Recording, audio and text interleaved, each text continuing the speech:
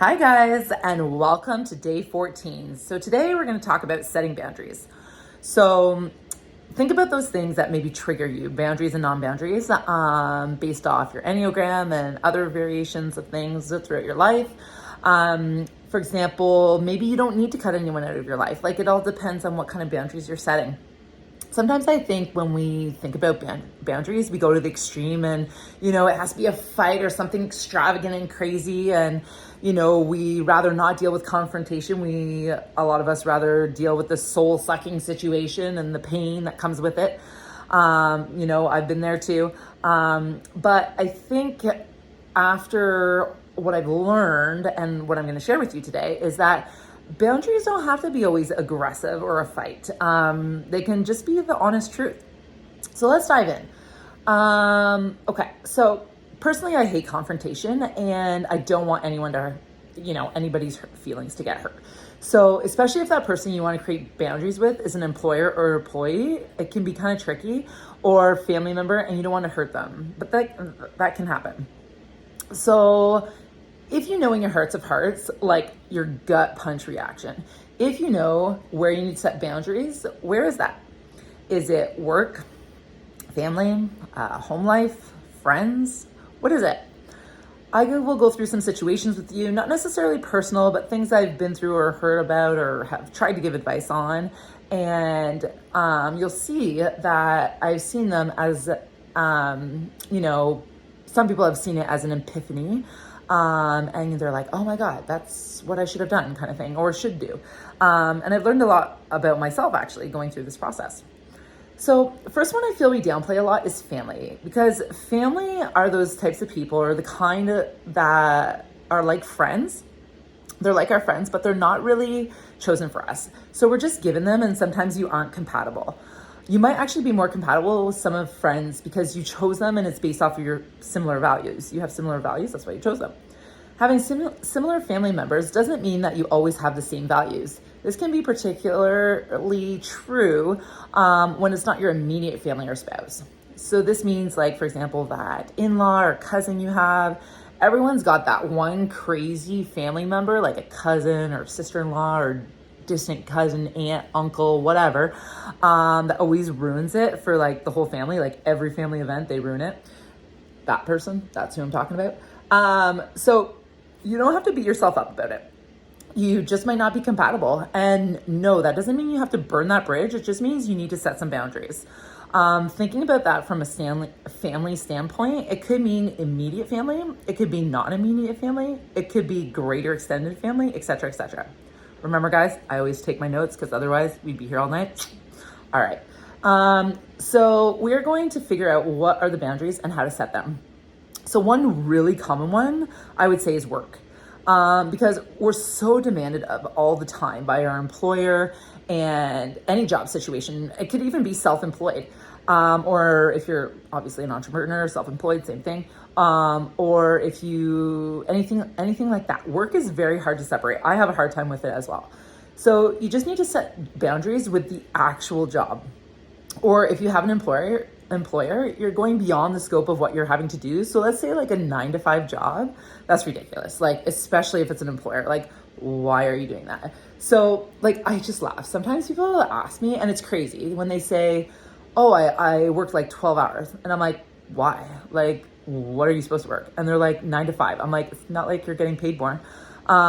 So it's just what's demanded of us, right? And we want to perform independent on your Enneagram, and you can be completely overperforming and draining yourself just to please yourself, and you're not getting paid more or promoted. So why do we do it, right?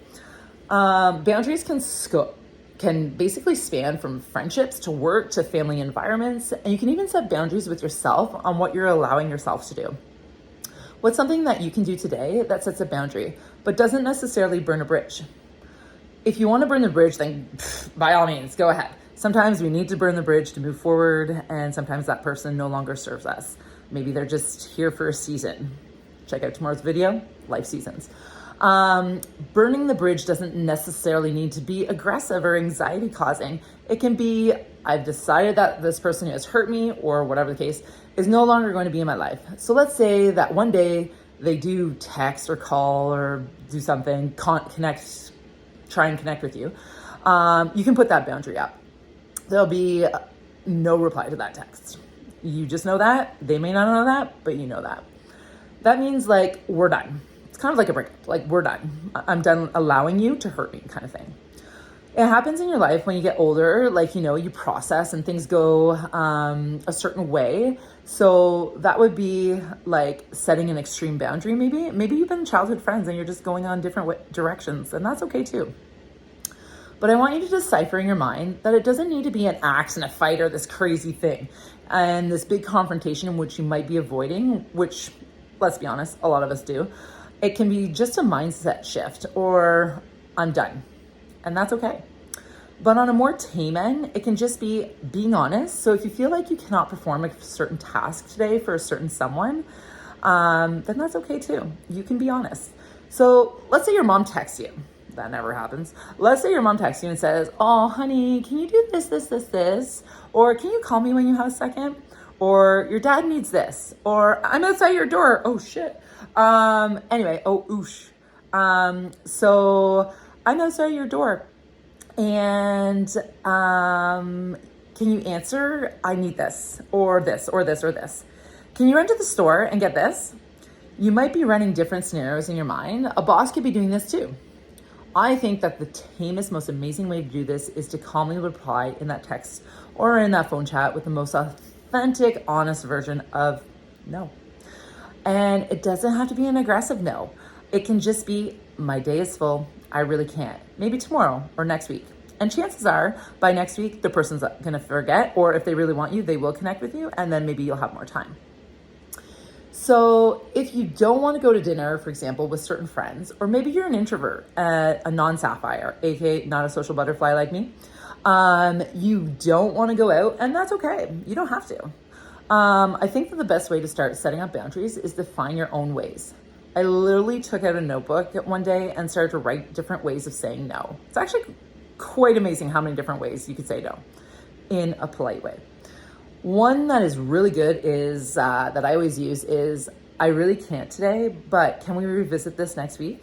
And sometimes, most times I'm honest and I really want to revisit, but sometimes I don't want to do it, but I don't want to hurt the person's feelings. Chances are the person isn't going to bug you the following week, right? So that's what I do sometimes, and just to keep moving forward. A great book about boundaries, I'll link below in the description. There's also a boundaries like novel book and a workbook. It's great to use. It completely transformed the way I saw things and the way that I didn't need it to be this big confrontation all the time, and I loved it. I hope that you don't feel a need to feel like you're a bad person, because you're not.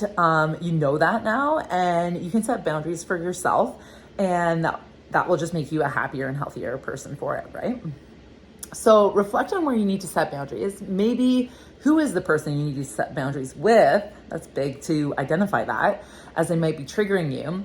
Who is it in your life that is triggering you and that you know you need to set a boundary with? How can you deal with that? What's the stuff that the person's demanding of you, or that environment, or that thing or situation is demanding of you? And where are you not going to tolerate it anymore? I'm so excited for you to figure out your boundaries and to start setting them. And tomorrow I will see you, hopefully, on my channel. Bye, guys.